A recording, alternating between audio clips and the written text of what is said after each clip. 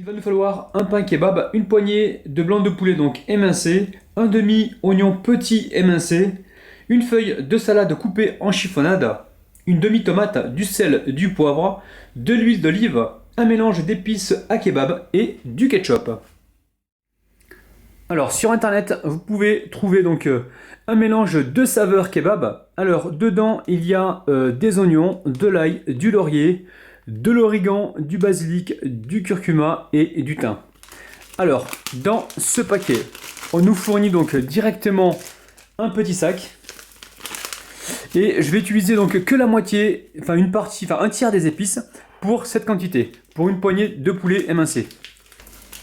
Dans un premier temps, j'ouvre donc le sachet, je le mets de côté. Ensuite, ici, je vais ouvrir le sachet et je vais y mettre directement mes blancs de poulet. Ensuite, je mets par-dessus de l'huile d'olive.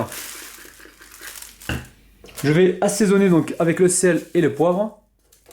Et je vais venir mettre l'équivalent d'une cuillère et demie donc d'épices à kebab, hein, pas plus.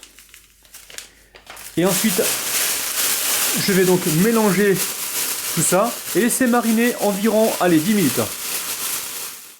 Dans une poêle chaude, je viens y mettre de l'huile d'olive. Et ensuite, je dépose donc mes blancs de poulet.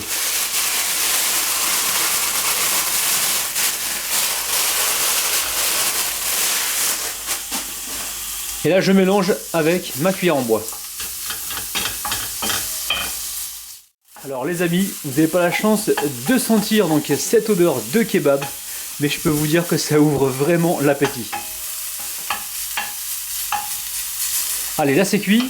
On laisse au chaud pour l'instant et on éteint le feu. On va passer au montage du kebab. Donc j'ouvre le pain en deux. Alors je l'ai passé 7 minutes au four, donc pour le réchauffer. Ensuite, dedans, je mets du ketchup.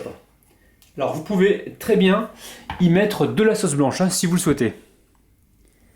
Ensuite, donc je répartis le ketchup à l'intérieur. Je viens y mettre donc la salade. Ensuite, les oignons. On y met les tomates.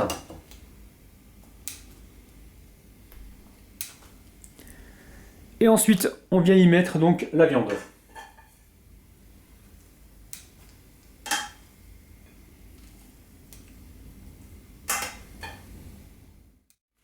Alors, il est temps que je passe à la dégustation. Donc, j'ai rajouté du ketchup par-dessus, quelques petits oignons. Et miam miam, c'est parti. Oh là là, c'est vraiment super bon. Pourquoi? Parce que le mélange d'épices est parfaitement bien maîtrisé. Alors n'hésitez pas à aller voir dans certaines grandes surfaces, vous allez peut-être pouvoir trouver donc des mélanges d'épices à kebab. Sinon, comme je vous l'ai dit tout à l'heure, n'hésitez pas à en acheter sur internet, ça coûte vraiment pas cher. Je crois que c'est dans les 2 €, 2,50 €. Donc vous allez vraiment vous régaler. On a vraiment l'impression d'avoir acheté ce kebab directement dans le restaurant. C'est vraiment super bon.